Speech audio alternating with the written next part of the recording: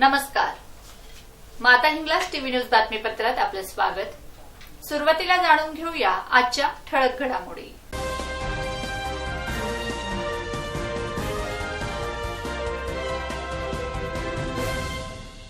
आजपासून एसटी कामगार संपावर, प्रवाशांचे होणार हाल. सोमनाथ टूर्स अँड ट्रॅव्हलची तीर्थयात्रेत उंच भरारी. भ्रष्टाचाराला आळा घालण्यासाठी धुळ्यात दक्षता जनजागृती सप्ताहाचे आयोजन. वीज जोडणीचं काम बंद करा, मौजे वायपूर ग्रामस्थांची मागणी. प्रभाग क्रमांक 16 मध्ये दलित वस्ती निधी अंतर्गत रस्ता कामाचा शुभारंभ. सांडपाणी वाहणारी पाईपलाईन तुटल्याने देऊर बुद्रुक येथील ग्रामस्थ हैराण. आणि धुळे शहरातील रामनगरात श्री साईबाबा यांच्या मूर्तीचा प्राणप्रतिष्ठा सोहळा संपन्न.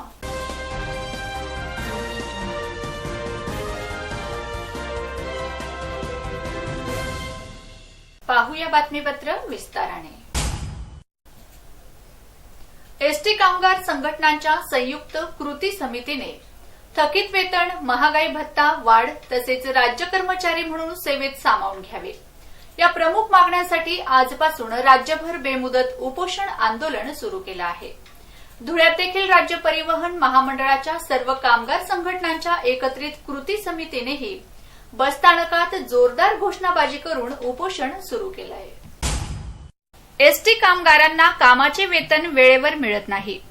राज्य परिवहन कामगारांना वेतनवाढीचा दर 3% व परभाडे भत्त्याचा दर 16.24% लागू करण्याचे मान्य केले असतानाही अद्याप ते दिलेले नाही.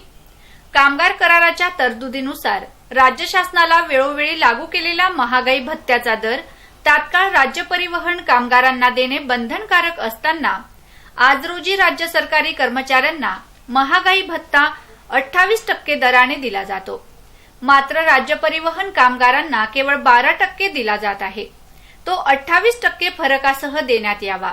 माहे ऑक्टोबर 2021चे वेतन दिवाळीपूर्वी मिळावे. सण उचल रक्कम शासकीय नियमाप्रमाणे 12,500 मिळावी आणि दिवाळी रक्कम 15,000 रुपये दिवाळीपूर्वी देण्यात यावी. राज्य परिवहन महामंडळाच्या कर्मचाऱ्यांना मिळणाऱ्या तूटपुंजा व अनियमित पगारामुळे मागील काळात राज्यभरामध्ये 27 कामगारांनी आत्महत्या केल्या आहेत. त्यामुळे त्यांच्या कुटुंबावर उपासमारीची वेळ येऊन ते रस्त्यावर आले आहेत व राज्य कामगारांनी कोरोनाबाबत आपल्या जीवाची पर्वा न करता कोटा राजस्थान येथून विद्यार्थी वाहतूक केली. परप्रांतीय मजुरांना देखील त्यांच्या राज्याच्या सीमेपर्यंत सोडले. तसेच मुंबई बेस्ट उपक्रमात कामगिरी केली. त्या कालावधीत राज्यभरातील 165 कामगारांनी कोरोना बाधित होऊन आपला जीव गमावला आहे. त्यामुळेच या सर्व मागण्या मान्य कराव्यात असे निवेदनात त्यांनी सांगितले आहे. पहिली सांगायचं ना, 2 दिवस अगोदर सांगितलं. कसं आहे आता मला कुठं कामाला जायचं, आता काय करणार. समजा राजस्थानला जोधपूरहून आलो, काल इंदोरहून आलो मी. इंदोर औरंगाबाद बस चालू होती महाराष्ट्रात. त्या बसने काल मी धुळ्याला आलो. आता मला मनमाड कोपरगाव जायचं. आता इथून जाणार कसं काय. आज मला समजा कोपरगाव जायचं, कसं काय जाणार. 27 रोजी बेमुदत उपोषण करण्याचे आंदोलन उपाध्यक्ष तथा व्यवस्थापकीय संचालक साहेब यांना देण्यात आले. त्या अनुषंगाने आज धुळे विभागात विभागीय कार्यालयासमोर संयुक्त कृती समितीच्या वतीने आम्ही धुळे विभागाचे कर्मचारी येथे आंदोलन करीत आहोत. हे उपोषण आमच्या रास्त मागण्या जोपर्यंत पूर्ण होत नाही तोपर्यंत हे अशाच स्वरूपात चालू राहील. आणि हे आंदोलन आम्ही मागेच 3 दिवसापूर्वी परिवहन मंत्री महोदय साहेबांनी आम्हाला केवळ 5% महागाई भत्ता देऊ अशी एक घोषणा केली. ती घोषणा अत्यंत चुकीची असून कामगारांचा बोळवण करणारी आहे. अशी असल्यामुळे आम्हाला राज्य सरकारी कर्मचाऱ्यांप्रमाणे 28% महागाई भत्ता तसंच आमचा वेतनवाढीचा दर 2% वरून 3% करणे तसेच घरभाडे भत्त्याचा दर देखील राज्य सरकारप्रमाणे आम्हाला देण्यात यावा. आमच्या राज्य परिवहन महामंडळाचे राज्य शासनामध्ये विलीनीकरण करून या प्रश्नावर कायमचा तोडगा काढावा अशी आमची सर्वांची मागणी आहे. धन्यवाद. गेल्या 15 वर्षांची परंपरा जपत यावर्षी देखील शहादा येथील सोमनाथ टूर्स अँड ट्रॅव्हल्सने धार्मिक यात्रेचे आयोजन करून सहभागी भाविकांना धार्मिक स्थळांचं दर्शन घडवून दिलं जात आहे. सध्या तर काढलेल्या नर्मदा परिक्रमेतून भाविकांना नर्मदेचं दर्शन घडवून दिलं जात आहे. यात धुळे, शहादा, पुणे, नाशिक येथील भाविक सहभागी आहेत. शहादा येथील सोमनाथ टूर्स अँड ट्रॅव्हलच्या माध्यमातून दरवर्षी धार्मिक यात्रेचे आयोजन केले जाते. यावर्षीही दिनांक 16 ते 30 ऑक्टोबर 2021 पर्यंत नर्मदा परिक्रमेचे आयोजन करण्यात आले आहे. त्यात नर्मदा परिक्रमेत येणाऱ्या धार्मिक स्थळांच्या भेटी घेऊन भाविकांना दर्शन घडवून दिलं जात आहे. आज देखील मध्य प्रदेश येथील अमरकंटक येथे जाऊन पौराणिक घडामोडींचा आस्वाद घेत नर्मदेचा दर्शन सोहळा घेण्यात आला. त्यानंतर हरिभक्त परायण खगेंद्रजी महाराज यांचा कथेचा लाभ घेण्यात आला. सोमनाथ टूर्स अँड ट्रॅव्हलचे मालक सुदामभाऊ वाणी हे केवळ यात्रेचेच नियोजन करत नाही, तर यात्रेत घेऊन जाणाऱ्या भाविकांना लागणाऱ्या सुविधांचे परिपूर्णता नियोजन करत असतात. राहण्यापासून तर मराठमोळ्या जेवणाच्या मेजवानीपासून ते कटिबद्ध असतात. त्यामुळेच सोमनाथ टूर्स अँड ट्रॅव्हलच्या मालकांनी आज यात्रेकरूंच्या मनात घर करून ठेवलं आहे. यात तीळमात्र शंका नाही. माझं नाव Sudam Wane, Somnath tours and travels Wadibhokar Dhule, आणि आता आम्ही चिंचवडला आपण ब्रांच ओपन केलेली आहे. आम्ही धार्मिक यात्रेचं आयोजन करतो आणि पूर्ण बसने प्रवासाचं आयोजन आमचं असतं. गेल्या 11 वर्षापासून सोमनाथ टूर्स ट्रॅव्हल्स यांच्यामार्फत मी नर्मदा परिक्रमा करतोय. अत्यंत खेळीमेळीचं वातावरण आणि घरगुती वातावरणामध्ये नर्मदा परिक्रमा आयोजित करण्याचा सुदाम भाऊ आणि सोमनाथ टूर ट्रॅव्हलचा हातखंडा आहे. आता त्यांनी चिंचवडमध्ये ब्रँच चालू केलेली आहे. त्यामुळे पुण्यातूनही लोकांना नर्मदा परिक्रमेचा अनुभव घेता येणार आहे. माझ्या सुदाम भाऊंना आणि सोमनाथ टूर ट्रॅव्हल्सला खूप खूप हार्दिक शुभेच्छा. सोमनाथ टूर्स अँड ट्रॅव्हल्स तसं तर आमचा यात्रेला येण्याचा काही मनोदय नव्हता, परंतु अचानक माझ्या मिसेसनी शोधल्यानंतर सोमनाथ टूर्स ट्रॅव्हल्सचे संपर्क आला आणि त्याच वेळेला तिने मला माहिती सगळी सांगितली आणि त्याच वेळेला आम्ही ठरवलं की नक्की यात्रेला आपण जायचं आणि त्याप्रमाणे आम्ही बुकिंग देखील करून टाकलं. एक अर्ध्या तासात हे सगळं झालं आणि आज त्याचा खरोखर अनुभव आम्ही घेत आहोत. आता गेले 10-11 दिवसापासून आम्ही प्रवास करतोय, प्रोग्राम चालू आहे. सगळं नियोजन अगदी सुसंबद्ध आहे.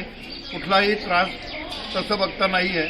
एवढ्या लोकांना मॅनेज करून अतिशय उत्तमपणे आयोजन आणि नियोजन या टूर्सचं मी केलेलं आहे आणि सर्व भक्तांना जिथं इथं जाण्याची इच्छा आहे त्या सर्वांची इच्छा पूर्ती हे सोमनाथ टूर्स अँड ट्रॅव्हल करत आहे.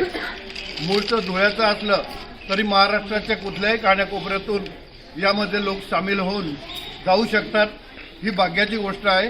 याचा जास्तीत जास्त भक्तांनी लाभ घ्यावा ही सर्वांना विनंती आणि सोमनाथ टूर्स ट्रॅव्हल यांना आमच्या शुभेच्छा. असंच त्यांचा पसारा वाढत वाढो आणि संपूर्ण भारतभर हो. नर्मदा पुराणबद्दल तुमचं काय म्हणणं आहे? खगेंद्रजी महाराजांचं जादू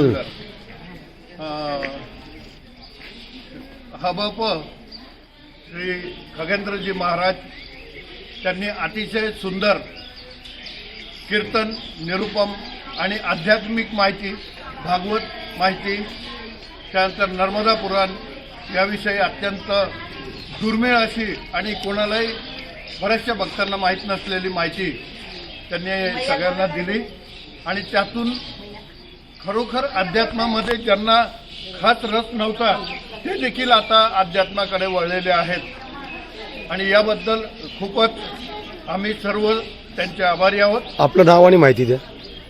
मी सुनील कुलकर्णी, मुंबई. धन्यवाद.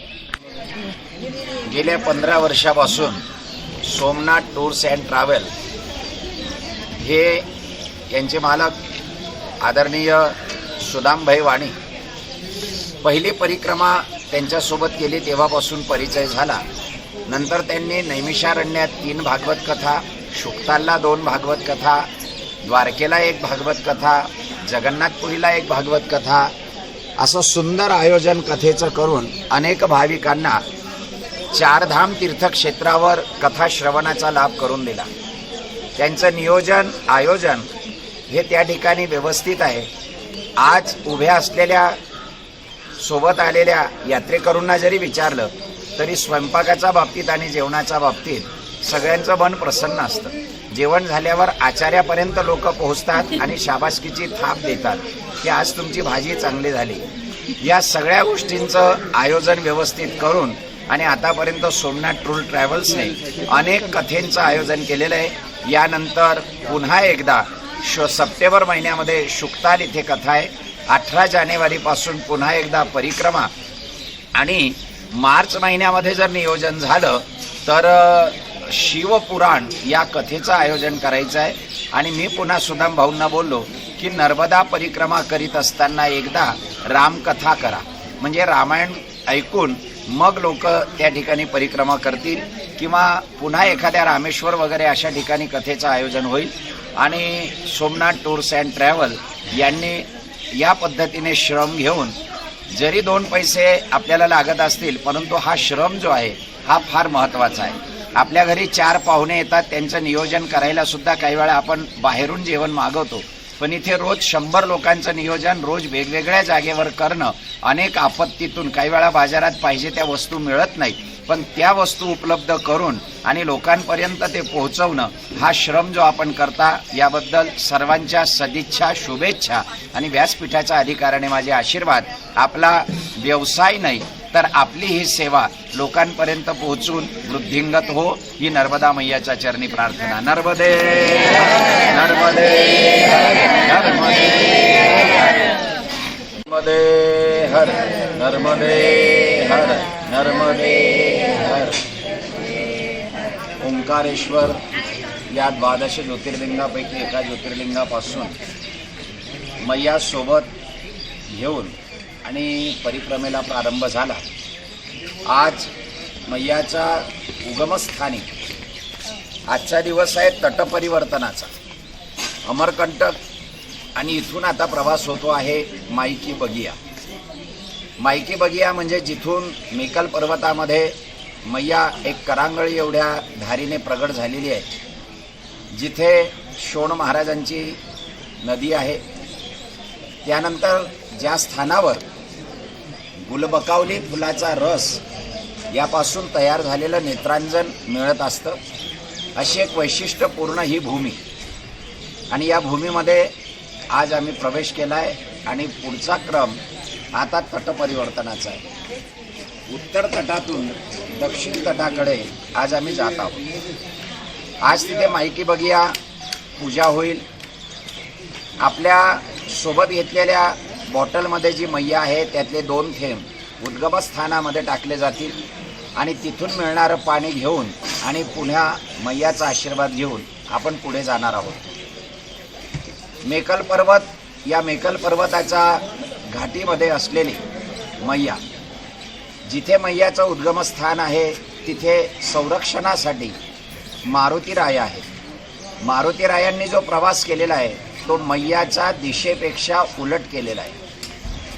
तो एक विशिष्ट भाग आपल्याला त्या ठिकाणी पाहायला मिळेल. निसर्गतः ही घटना अशी का घडली की शोण नदी, जुईली नदी आणि मारुतीरायांनी केलेला स्वतःचा एक पराक्रम, पण या तिघांचा जलप्रवाह मात्र वेगळ्या दिशेला आहे आणि एकटी मैया मात्र उलट्या दिशेने वाहते आहे. याचं कारण मैयाची ही क्रोधभूमी आहे. मैयाने पुन्हा मागे वळून कोणाकडे पाहिलं नाही.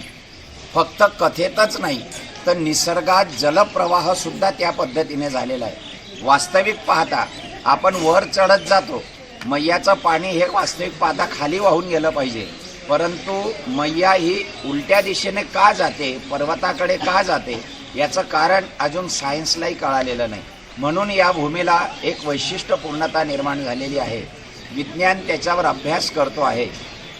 2 कुंड, एका कुंडामध्ये आणि दुसऱ्या कुंडामध्ये बरंच अंतर असल्यानंतर सुद्धा अंडरग्राऊंड प्रवाह आहे. कृपया त्या प्रवाहाला आपल्याला ओलांडायचं नाही, एवढी काळजी घ्या. आणि आता या ठिकाणी माईकी बगिया दर्शन झाल्यावर शोणभद्राचं दर्शन केलं आणि नंतर नवनिर्माण असलेलं श्रीयंत्र मंदिर, श्रीयंत्र आपण पितळी किंवा स्फटिकचे श्रीयंत्र पाहतो, त्याच्यावर कुंकुमार्चन क्रिया केली जाते. सप्तशतीचा पाठ करून 9 पाठ दशांश हवन करून कुंकुमार्चन ही क्रिया केली जाते.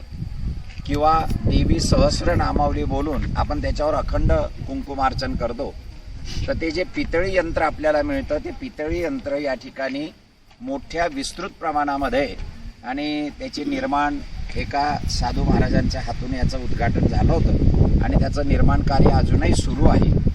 तर श्रीयंत्र ज्याची पूजा केल्यानंतर धनधान्य लक्ष्मीची प्राप्ती, आता दीपावलीचा उत्सव येतो आहे आणि त्या धनत्रयोदशीच्या तत्पूर्वी आपल्याला श्रीयंत्र मंदिराचं दर्शन होत आहे. या मंदिराच्या दर्शनाने धनलक्ष्मी प्राप्ती आणि स्थिरता प्राप्त होते. नर्मदे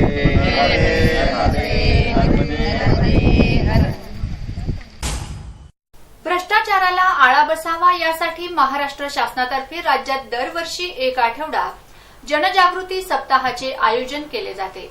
त्या अनुषंगाने यावर्षीही पोलीस अधिकारी सुनील कडासणे, अप्पर पोलीस अधिकारी सतीश भामरे यांच्या मार्गदर्शनाखाली दिनांक 26 ते 1 ऑक्टोबर 2021 पर्यंत लाचलुचपत विभाग धुळेतर्फे दक्षता जनजागृती सप्ताहाचे आयोजन करण्यात आले आहे. त्यानिमित्त आज रिक्षांसह भिंतीवर या संदर्भाचे पोस्टर्सही लावण्यात आलेत.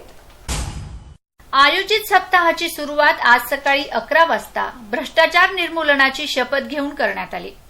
त्यानंतर महाराष्ट्र राज्याचे राज्यपाल व मुख्यमंत्री यांनी या सप्ताहानिमित्त दिलेले संदेशाचे वाचन करण्यात आले.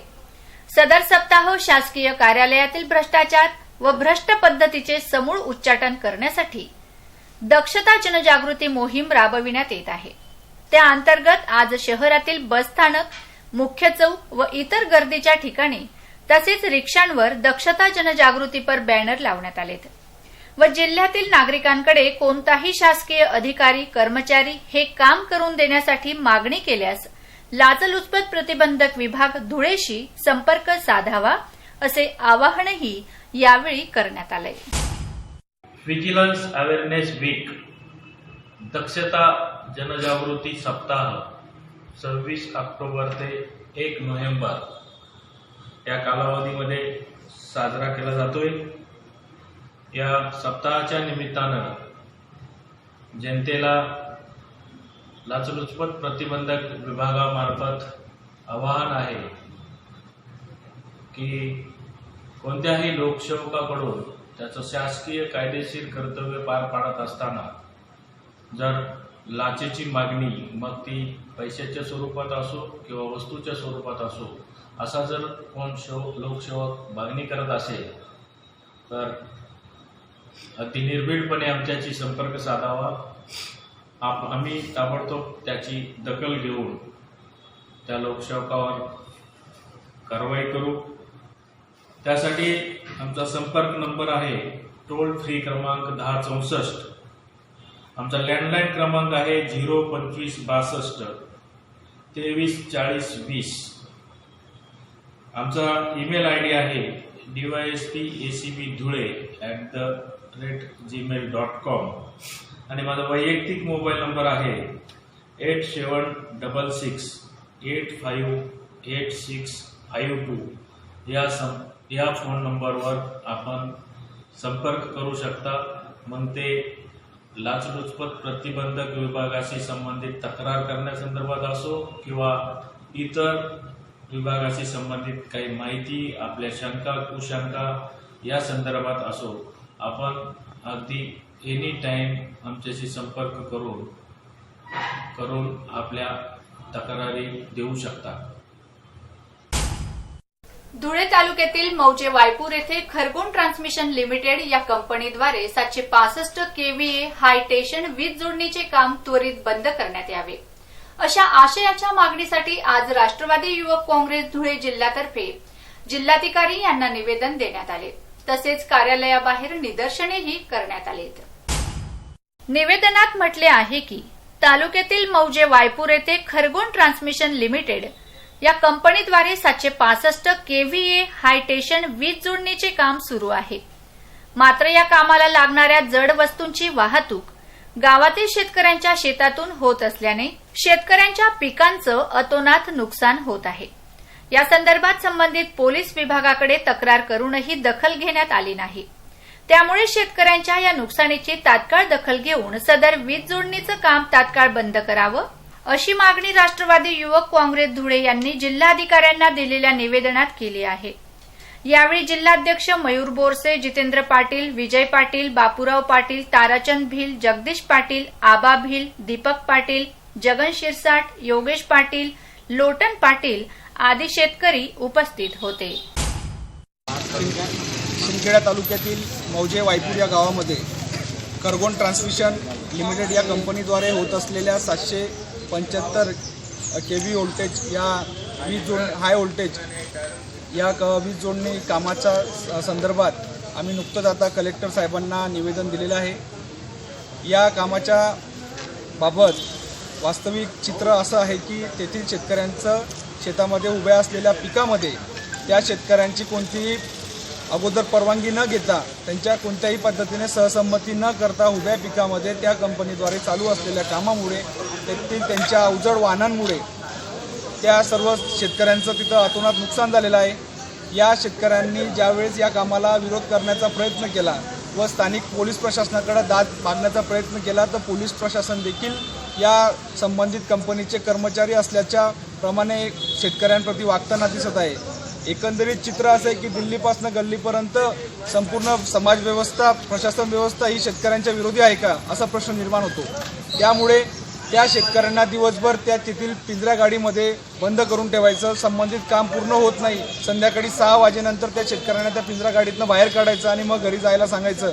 हा असा अत्यंत जुलमी व दानवी प्रकार सध्या पोलीस प्रशासनाच्या माध्यमातूनही आम्हाला दिसून आलेला आहे। उद्या 28 तारखेला आम्ही संबंधित घटनास्थळी जाऊन या सर्व प्रकाराबाबत प्रोटेस्ट करणार आहोत। या प्रोटेस्ट दरम्यान कोणत्याही पद्धतीचं कायदेभंग झाल्यास, कोणत्याही पद्धतीने तर तिथं काही हिंसक वळण लागल्यास याला सर्वस्वी जबाबदार हे जिल्हा प्रशासन असेल, हे राष्ट्रवादी युवक काँग्रेसचा जिल्हाध्यक्ष म्हणून मी आजच कलेक्टर साहेबांना देखील नमूद केलेलं आहे। त्यामुळे त्वरित या कामाला स्थगिती यावी व तेथील स्थानिक शेतकऱ्यांना विश्वासात घेऊन त्यांच्यासोबत बैठक करून तेथील त्यांच्या जमिनीचा योग्य मोबदला मिळवून देण्यात यावा, या पद्धतीने मी आज कलेक्टर साहेबांना निवेदन दिले। धुळे शहरातील प्रभाग क्रमांक 16 मधील रामनगर भागात दलित वस्ती निधी अंतर्गत 25 लाख रुपये रस्ता कॉन्क्रीट कामाचा शुभारंभ आज महापौर प्रदीप करपे यांच्या हस्ते पार पडला। या प्रसंगी प्रभागाच्या नगरसेवकांसह रहिवासी उपस्थित होते। शुभारंभाप्रसंगी नगरसेविका योगिता बागुल, माजी नगरसेवक प्रशांत बागुल, नगरसेवक हिरामण गवळी, संजय अहिरे, संजय चव्हाण, रणजित वाघ, आनंद गांगुर्डे, तुकाराम मिस्तरी, सुनील अहिरे, सुनंदा गोसावी, संगीता वाघ, गुड्डू अहिरे, रितेश वाघ, हेमंत गोसावी, विशाल मोरे आदी उपस्थित होते। आज प्रभाग क्रमांक 16 मध्ये रामनगर परिसर, संगम चौक जवळ असलेला हा परिसर, याच्या दलित वस्तीतून सुमारे 50 लाखाचं काम, 50 लाखाचं काम या गल्लीत 25 आणि बाजूच्या गल्लीत 25 असे दोघी गल्ली मिळून 50 लाखाचं काम या परिसरात भूमिपूजन झालेलं आहे। या कामाच्या भूमिपूजनासाठी या परिसराचे नगरसेविका योगिताताई प्रशांत बागुल, आमचे भारतीय जनता पार्टीचे ज्येष्ठ नेते आदरणीय हिरामण अप्पाजी गवळी, माजी नगरसेवक प्रशांत भाऊ बागुल, या परिसरातील सामाजिक कार्यकर्ते संजयजी चव्हाण, आमचे मित्र आयरे साहेब, त्याचप्रमाणे कापुरे गुरुजी, ज्येष्ठ नागरिक महाराज आणि परिसरातील सर्व माता भगिनी आणि मित्र रणजित भाऊ यांच्या सर्वांच्या साक्षीने आज हे उद्घाटन झालेलं आहे। लवकरात लवकर आपल्याला हा चांगला रस्ता वापरण्यासाठी उपलब्ध होणार आहे आणि यापुढे मी आमच्या दोघी या नगरसेवकांना आणि आमच्या प्रशांत भाऊंना सांगतो, या परिसरातील कुठलीही काही अडचण असेल तर आपण मला सांगावी। मी सर्व सामंजस्याने बसून आपल्या या परिसराच्या सर्व अडचणी सोडवू आणि हा परिसर सुंदर आणि स्वच्छ करू। गावाचा सर्वांगीण विकास व्हावा यासाठी शासन स्तरावरून सर्वतोपरी प्रयत्न केले जात असतात, मात्र तरीही आज असे काही गावं आहेत ते आजही विकासापासून कोसो दूर आहेत. याला धुळे तालुक्यातील देऊर बुद्रुक हे गाव देखील अपवाद नाही. धुळे तालुक्यातील नेरगाव परिसरातील देऊर बुद्रुक हे गाव सर्व जाती धर्माचं गाव आहे. मात्र तरीही या गावातील नागरिक विकासापासून वंचित आहेत. सध्या तर सांडपाणी वाहून जाण्यासाठी लाखो रुपये खर्च केलेल्या अंडरग्राऊंड पाईपलाईनची अवस्था दयनीय होऊन सांडपाणी रस्त्यावर येऊन स्थानिक रहिवाशांना नाहक त्रास सहन करावा लागतोय. उलटपक्षी दुर्गंधीयुक्त वासामुळे आरोग्यास धोका निर्माण होत आहे. गावातील प्रभाग क्रमांक 1 मधील ही समस्या सध्या चांगलेच पाय पसरवित असल्याने स्थानिक नागरिक रोष करतायत. त्यात गावातील असे काही आदिवासी बांधव आहेत ते आजही घरकुल योजनेपासून वंचित आहेत. घरकुल मिळावं यासाठी लाभार्थ्यांनी संबंधित ग्रामपंचायतीकडे पाठपुरावा केला आहे. मात्र आज पावेतो या पाठपुराव्याची दखल घेण्यात आली नाही. म्हणून संबंधित प्रशासनाने याचीही चौकशी करून लाभार्थ्यांना घरकुल का मिळत नाही याचा तपास करावा. अन्यथा येत्या काही दिवसात संबंधित प्रशासनाकडे धाव घेतली जाणार अशी प्रतिक्रिया येथील आदिवासी बांधवांमध्ये उमटत आहे. आयोगामार्फत काम मंजूर केलेलं आहे. वार्ड क्रमांक 1 मध्ये हे समस्या आहे.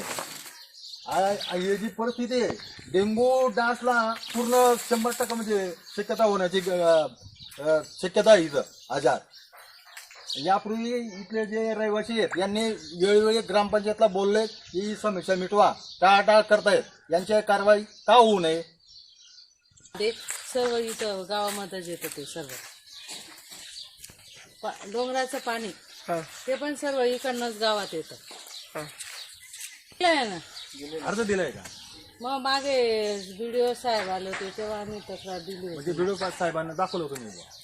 सांगितलं होतं. मग म्हणे आम्ही मंजूर करून देऊ ये म्हणे. मग डेंग्यू डासला काय होणार आहे आता? ते आता तर साथ चालू आहे डेंग्यूची. तुम्हाला काही धुळे शहरातील वाडीभोकर येथील रामनगर येथे आज श्री साईबाबा मूर्तीचा प्राणप्रतिष्ठा सोहळ्यानिमित्त भव्य मिरवणूक काढण्यात आली. त्यात रहिवाशांसह वारकरी मंडळींचा सहभाग होता. उद्योजक गौरव भाऊ जगताप हे सामाजिक कार्यक्रमांसह धार्मिक कार्यक्रम राबवून नागरिकांमध्ये धार्मिकतेचे वातावरण निर्माण करतात. त्यात शहरातील वाडीभोकर येथील रामनगर येथे राहणाऱ्या रहिवाशांना श्री साईबाबा यांची मूर्ती भेट दिली आहे. त्या पार्श्वभूमीवर आज या मूर्तीची प्राणप्रतिष्ठा करण्यात आली. तत्पूर्वी परिसरातून वाजत गाजत भव्य मिरवणूक काढण्यात आली. मिरवणुकीत महिला पुरुषांसह अबालवृद्ध मोठ्या संख्येने सहभागी झाले होते. नमस्कार, मी अभिषेक जोशी. आपल्या या भोकर गावामध्ये साईनाथांच्या मूर्तीचा प्राणप्रतिष्ठा सोहळा आयोजित केलेला आहे. आज 27 तारीख होती. आज भिवसन नगर साईबाबा मंदिर इथून कार्यक्रमाला सुरुवात झाली. त्याला ग्राम मिरवणूक असं म्हटलं जात असतं. ते ग्राम मिरवणुकीने मूर्ती या ठिकाणी यज्ञ मंडपाजवळ आलेली आहे आणि या यज्ञ मंडपामध्ये मूर्तीला पुष्पादिवास आणि तुलसीपत्रादिवास आज या ठिकाणी दिलेला आहे. उद्या सकाळी 8 वाजेपासून सुरुवात होणार आहे. सकाळी प्रधान संकल्प प्रायचित्त संकल्पापासून पूजनास सुरुवात होईल. मग गणपती पूजन, पुण्यहा वाचन, मातृका पूजन, त्याच्यानंतर वास्तुपूजन, चतुष्षष्टी योगिनी मंडळाचं पूजन होणार आहे. त्याच्यानंतर क्षत्रपालाचं पूजन होईल. सर्वतोभद्र मंडळाचं पूजन होईल. वर्धनी कलशाचं पूजन त्या ठिकाणी होईल. नवग्रह रुद्र कलशाची पूजा झाल्यानंतर मूर्तीला स्नपनादी, मंदिराला स्नपनादी सर्व प्रकारचं विधी वाजता उद्या म्हणजे 28 तारखेला रात्री 9 ते 11 हबप मच्छिंद्र महाराज यांचा कीर्तनाचा कार्यक्रम आयोजित केलेला आहे. 29 तारखेला दिनेश गिरिजी महाराज सावकार वाडीकर यांच्या हातून साईनाथांच्या मूर्तीची प्राणप्रतिष्ठा होणार आहे. या मूर्ती श्री गौरव भाऊ जगताप हे युवा उद्योजक त्यांनी या मूर्तीला या कार्यक्रमासाठी या मंदिरासाठी दान केलेले आहे. शेवटी पुन्हा एक नजर आजच्या ठळक घडामोडींवर. आजपासून एसटी कामगार संपावर प्रवाशांचे होणार हाल. सोमनाथ टूर्स अँड ट्रॅव्हलची तीर्थयात्रेत उंच भरारी. भ्रष्टाचाराला आळा घालण्यासाठी धुळ्यात दक्षता जनजागृती सप्ताहाचे आयोजन. वीज जोडणीचं काम बंद करा, मौजे वायपूर ग्रामस्थांची मागणी. प्रभाग क्रमांक 16 मध्ये दलित वस्ती निधी अंतर्गत रस्ता कामाचा शुभारंभ. सांडपाणी वाहणारी पाईपलाईन तुटल्याने देऊर बुद्रुक येथील ग्रामस्थ हैराण. आणि धुळे शहरातील रामनगरात श्री साईबाबा यांच्या मूर्तीचा प्राणप्रतिष्ठा सोहळा संपन्न.